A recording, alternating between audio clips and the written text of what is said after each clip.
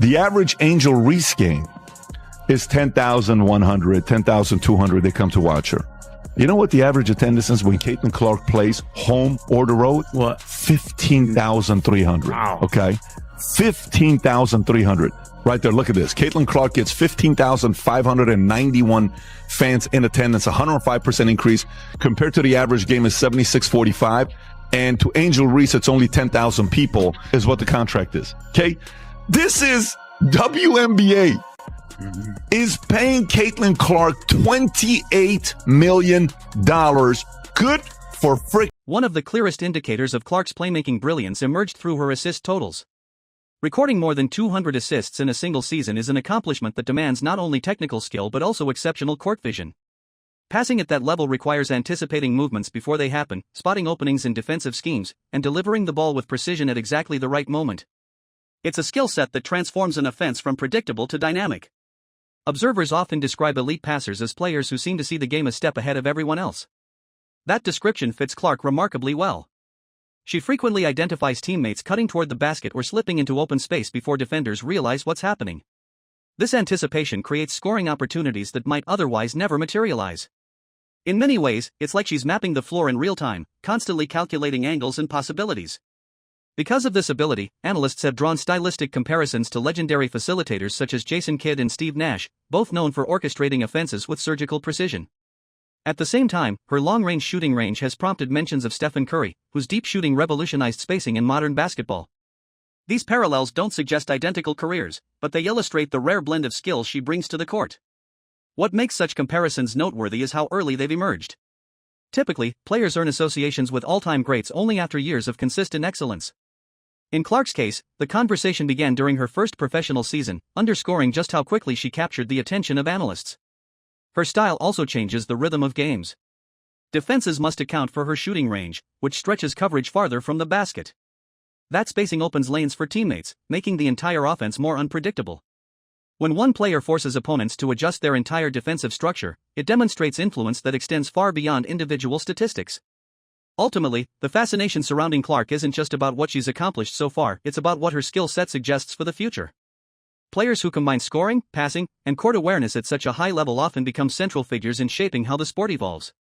And if her early performances are any indication, her trajectory may continue to redefine expectations for what a modern guard can do. Upset with the fact that Stephen A. Smith hasn't been talking about WNBA enough for the last few years, and she's calling him out, and it got pretty nasty. Rob, I'm going to text this to you. You have this? Go ahead and play this clip. Go for it. We're talking about them maximizing their great potential. And because we bring that up and talk about what potentially might get in their way, which we do to men all the time, now we got to sit up here and watch every syllable.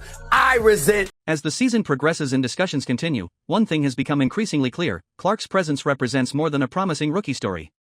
It symbolizes a moment of transition, a point at which the sport appears to be shifting into a new phase of visibility and engagement. Moments like these don't happen often. They occur when talent, timing, and public interest converge in just the right way to create momentum that extends beyond individual games. For longtime followers of women's basketball, this period feels especially significant. Many have supported the sport for years, waiting for a breakthrough that would bring sustained mainstream attention. Seeing arenas fill, broadcasts attract new viewers, and highlights circulate widely has created a sense that the long-anticipated turning point may finally be unfolding. Clark's emergence has become one of the catalysts for that momentum, sparking conversations that reach far beyond traditional fan circles. At the same time, the evolving narrative illustrates how complex progress can be. Growth rarely arrives without questions, and increased visibility often invites scrutiny. Analysts debate what her rise means for competitive balance. Commentators discuss how media coverage should be distributed. Fans argue over interpretations of her impact. All of these reactions, even when they differ, are signs of a sport drawing heightened attention. History shows that transformative athletes often redefine expectations not just through performance but through presence. They attract new audiences, inspire younger players, and influence how leagues position themselves within the broader entertainment landscape. Whether Clark ultimately follows that path remains to be seen, but the early indicators suggest she has already begun shaping conversations in ways few rookies ever have. For viewers, this unfolding chapter offers something rare: the chance to witness a potential turning point as it happens. Each game becomes more than a contest, it becomes another piece of a larger story about growth, adaptation, and possibility. And as that story continues to develop, fans and analysts alike will be watching closely, eager to see how far this wave of momentum can carry the sport. talking about competition where you are allowed to get a little extra elbow in if you are competing and you do it within the parameters of the game. The game is physical. Caitlin is helping to grow the league. These women understand that, but she cannot be babied as a rookie. That's all I'm at. She's talking all that trash. Could you imagine if it was racist? If that was a white girl. White supremacy. The statistical profile Clark has built so early in her professional journey is not merely impressive, it borders on extraordinary. Numbers alone don't define greatness, but in her case they illustrate why analysts are paying such close attention. Her efficiency around the basket, for example, has stood out as a particularly striking metric. Converting over 60% of her attempts from close range places her among the most effective guards in that area, a level typically associated with seasoned veterans rather than newcomers. Yet statistics tell only part of the story. What truly intrigues observers is what those numbers might signify for the broader landscape of women's basketball. High-level performance from a rookie can signal a shift in competitive standards, raising expectations for what future players might achieve. When one athlete demonstrates that a new benchmark is possible, it often inspires others to push their own limits, gradually elevating the overall level of play across the league. Off the court, commentary about Clark's rise has also entered public discourse. Media personalities, analysts, and entrepreneurs have all weighed in with their perspectives, including figures such as Patrick Bet-David, who discussed how star power can reshape sports visibility. Conversations like these highlight how a single athlete's performance can ripple outward into discussions about marketing, branding, and the economics of professional leagues. At times, comparisons between players have also surfaced in these debates, occasionally involving names like Angel Reese as commentators analyze contrasting styles and narratives. Such comparisons are common in sports media, where contrasting talents often become focal points for storytelling. They don't necessarily imply rivalry, rather, they reflect the media's tendency to frame emerging stars within broader contexts. What stands out most is that Clark's game commands attention in multiple dimensions. She scores efficiently, distributes the ball effectively, and reads defenses with remarkable awareness. Coaches often emphasize that elite players possess a sense of timing and intuitive understanding of when to pass, when to shoot, and when to slow the pace. Observers frequently note that she appears to have that instinct already, a trait that usually develops only after years of professional experience. Taken together, these elements suggest that her impact goes beyond highlight-worthy plays. They hint at the possibility of long-term influence, the kind that shapes how the sport is played, discussed, and appreciated for years to come. And that potential is precisely why her performances continue to draw such intense scrutiny from fans and analysts alike. Game, and I've been dealing with this for 2 years now. And understanding, negative things have probably been said about me, but honestly, I'll take that because look where women's basketball is. People are talking about women's basketball, but you never would think that we'd be talking about women's basketball. People are pulling up to games. We got celebrities coming to games, sold out arenas, just because of one single game.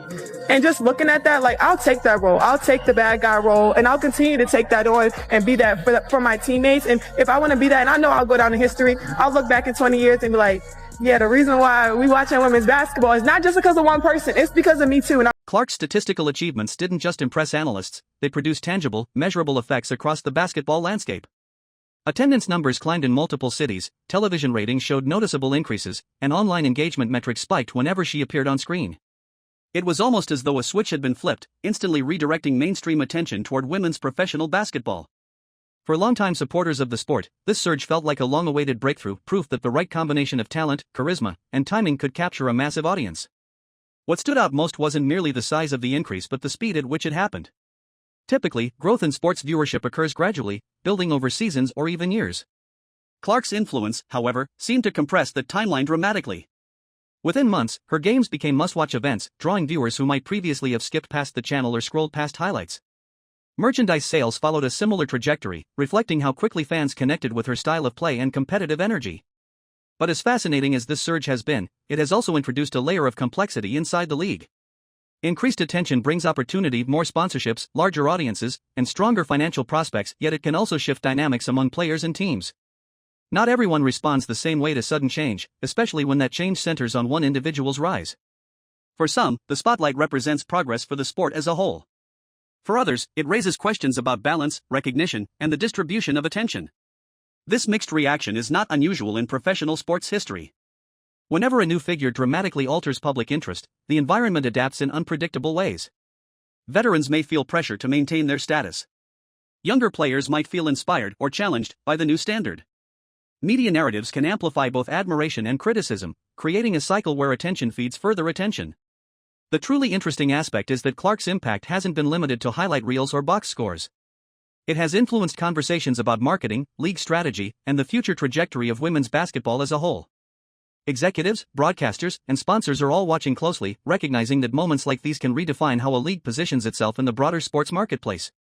So while the numbers tell one story, rising attendance, growing ratings, expanding interest, the human reactions behind those numbers tell another. Together, they form a portrait of a league in transition, navigating the opportunities and challenges that come with a sudden surge in visibility. NBA, which nobody was talking about the WNBA just in a joking manner. She has made the WNBA and they hate it. What's the girl, PBD? The number one draft of last year? Was it last year? Angel Reese. Angel Reese was talking crap about her. She's like, it's not just her. What about me? At first glance, it might seem obvious that a league would celebrate a rookie whose performances generate headlines and attract new fans. After all, increased visibility typically benefits everyone involved, players gain recognition, teams gain revenue, and the sport gains momentum.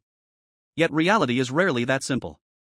Clark's emergence has created a situation where excitement and uncertainty exist side by side, producing a response that is far more nuanced than straightforward celebration.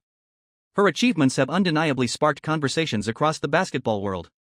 Analysts debate her style, commentators analyze her decision-making, and fans eagerly anticipate each appearance. This level of attention has the potential to transform women's basketball by drawing in audiences who previously overlooked it. In that sense, her success represents a powerful opportunity, a chance to expand the sport's reach and reshape public perception. At the same time, sudden phenomena can be difficult to process from within. For players accustomed to a certain rhythm of recognition, the arrival of a standout rookie commanding massive attention can feel disorienting. It's not necessarily resentment, often it's uncertainty about how to interpret the shift. When one athlete becomes the focal point of media coverage, others may wonder how their own contributions fit into the evolving narrative. Behind the scenes, professional sports are filled with subtle dynamics that fans rarely see. Locker rooms are communities, and like any community, they respond to change in varied ways.